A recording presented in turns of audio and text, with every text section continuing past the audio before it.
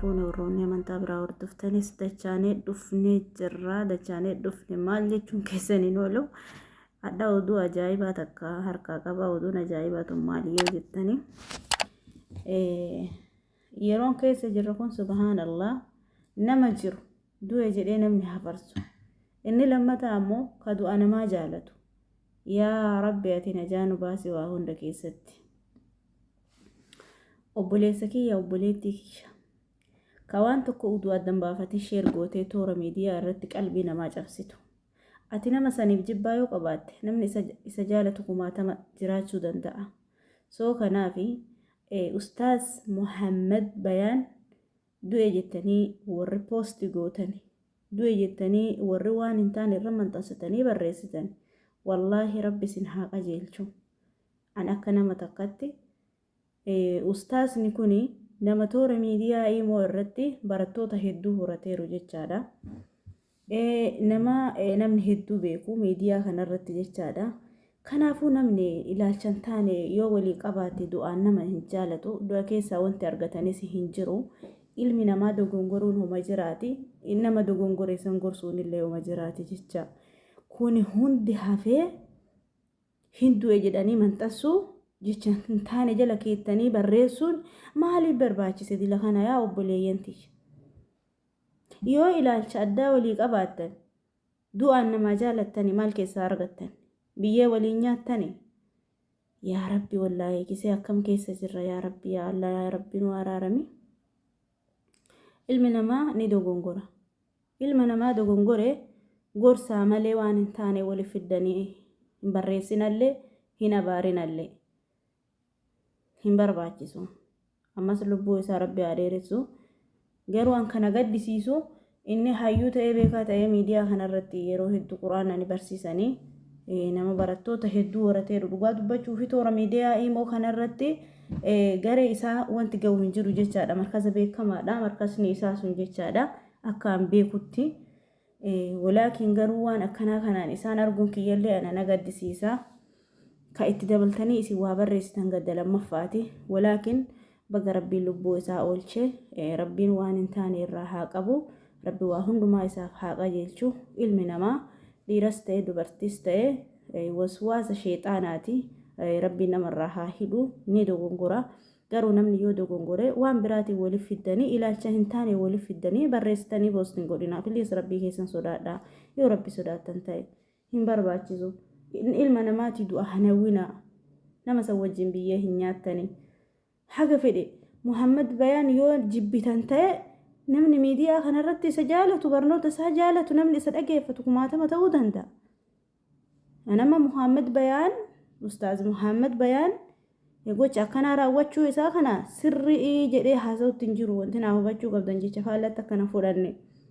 Waan akkanaa raawwachuu isaatti sababa nam tokko jaalatee yookiin waan isaan jidduu jiru Allahu aalam yaani poosti maa namni poost godhu kana argee garee keessa yoo seenu garuu amma guruppii namni walitti qabee gorsuu jira nama lubbuun hin jira du'e jettanii maa poosti gootan jedhanii ustaazonni wal gayanii gorsuutti nama jiran.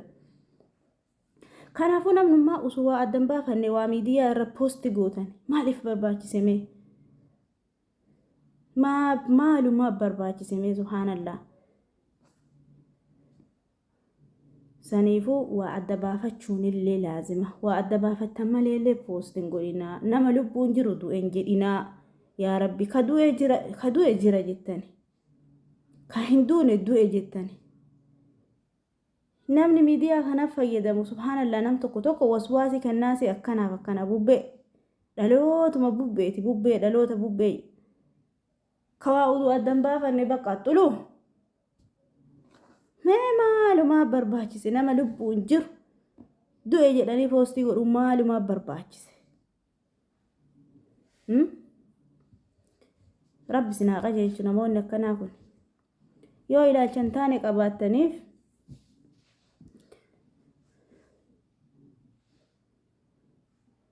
du'aan jaalattani maal isinii godha biddeena keessa nyaata waan rabbiin isaa qadare nyaata. Ilmi namaa hin dogongora. Shayxanni waan fedhetti nama jaja. Dila haganaa namni maa walii yaadame du'a isaa keessaa maal argata namnummaa waan akkanaa manxansu jedhee bar ka ittiin qoosanoo ka ittiin qoosan maaliif barbaachise wanni akkanaa kun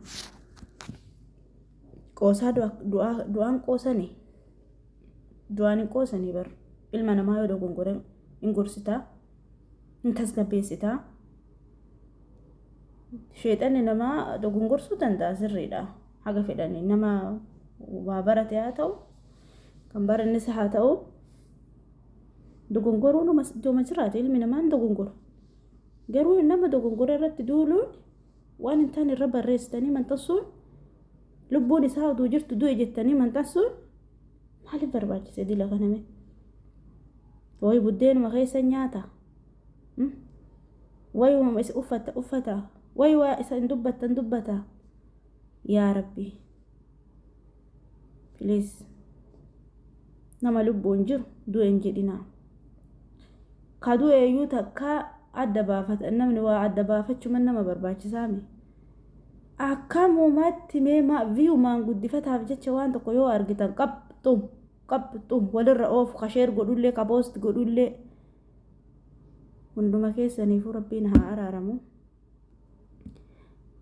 nabziyaa ustaaza muhammad bayaan baga rabbiin lubbuu keessan oolchee gocha akkanaa raawwachuu keessanitti akka nama tokkotti akka dubartii musliimaa takkatti hedduu qaanfadhe lubbuu keessanitti waan akkasii akeekuun sirrii miti isin nama ilmii baratee nama barsiisuu jirtan yoo diqqaate markaza isaanii san keessatti nama hedduu barata akka toora miidiyaa imoo kanatti garee isaanii namni gahuun jiru baay'inaan barataan achi keessa hedduminaan argama akkasuma barnoota illee baratan namni ilmi nama barsiisu namni keessaa qur'aana rabbii nama barsiisu namni waan hin taane irraa gorsee nama deebisuu danda'u yoo waan akkanaatiin halaakamu wallaahi qalbiin nama cabdi waa hunda irratti obsuu nama barbaachisa obsatu nama horata maan nu barsiisu jirtan qofaan akka nama tokkotti barattuu markaza isaa haa ta'uu dhabuu malee barattuu markazaati niin baradha garuu yoo ustaazota onlaayinaa irratti akkana nama barsiisan sanuu keessaayyuu nama argaa dhageettiillee qaban keessaa nama tokko ustaaz muhammad bayaan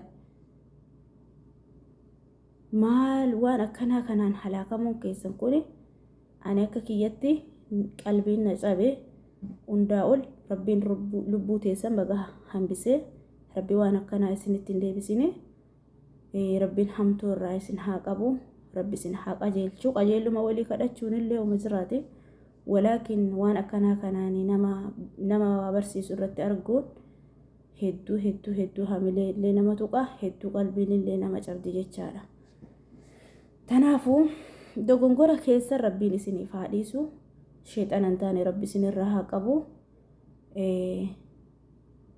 ani akka nama tokkotti gorsi kiyya jechaadha akka nama tokkotti wanti dubbachuu barbaadu jaalallillee haati manaallee jaalalli haadha manaa keellee usuma gola keessa ta'ee wayyoodha miidiyaa kanarratti wal hafarsuun naaf hin taane durumaa argee jechaadha haadha manaatii yaahoo maarreetii yaahoo hamoommota yaahoo hooyyeen akkanaatuni jireenya bultii keessatti naaf hin galle garuu akka dhimma abbaati dhiifamallee naa godha isaanirrallee beeku warroonni sagalee kiyya kana dhageeffattan annama isaanirra beekuu mitillee nama waa baratee jirullee mitillee wallaal tureef barachuuf taale akka wallaala kiyyatti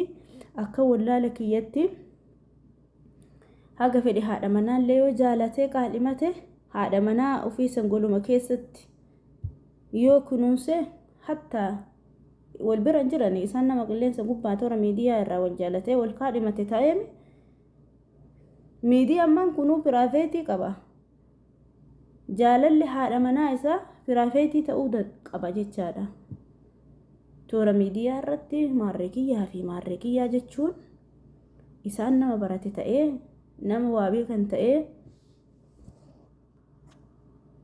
maalimi wanti lubbuu ofiitti dila hagana farramsiise haadha manaa erga kaadhimatanii jaalalli haadha manaa kan keellee piraafeetii ta'uu qaba, toora miidiyaa ta'uu qabu. Akka dhageenyitti akka baratu jirrutti isintuu yoo barsiisu jira miti. Toora miidiyaa irratti maxxansanii jaalala haadha manaa ofii marree jechuun yani akka kiyyatti na qaanfachiisallee waan hin bareennellee. Jaalalti haadha manaa kan keellee piraafeetii ta'uu qabdi yaa ustaaza kenna. Wanti amma rakkoo ta'ee dila hagana lubbuu keessan irratti akka lubbuun dabartu wanti godhu waa'ee haadha manaa keessan na fakkaate namni waan akkasiitiin wal qabsiisee barreessaa Allahu a'lam garuu addallee naan baane waan addan baafanne kana ittillee dhugaa godhanii haasa'uun namatti ulfaata. So kanaafi ustaaza dabalatee namoota akka ustaaza kanaa haadha manaatiyya jaalala haadha manaatiyya jettanii warroonni haadha manaa miidiyaa kanarratti hafarsisanii jaalalli haadha manaa piraafeetii haa ta'u yookiin dhoksama haa ta'u santu bareeda jechaadha jechuu barbaadeeti.